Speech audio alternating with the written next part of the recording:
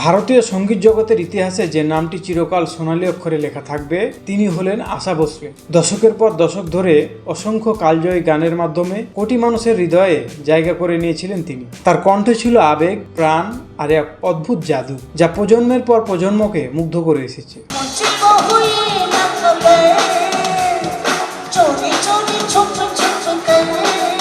এই কিংবদন্তি শিল্পীর প্রয়াণের খবরে শোকস্তব্ধ হয়ে পড়ে পুরো উপমহাদেশ।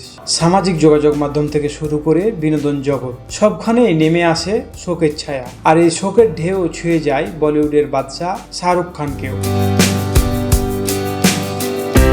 নিজের ভেরিফাইড সোশ্যাল মিডিয়া অ্যাকাউন্টে শাহরুখ খান এক আবেগঘন বার্তা শেয়ার করে। তিনি লেখেন, আপনার কণ্ঠ কখনো শুধু গান ছিল না, ছিল আমাদের জীবনের অংশ।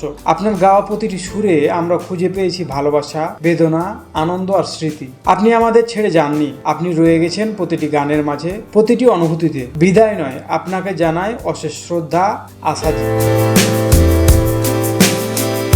শাহরুখের এই বার্তা মুহূর্তে ভাইরাল হয়ে যায়। ভক্তরা তার এই অনুভূতিপূর্ণ কথায় খুঁজে পান নিজের মনের কথা। অনেকে মনে করেন একজন কিংবদন্তির প্রতি আরেক কিংবদন্তির এমন সম্মান সত্যি বিরল।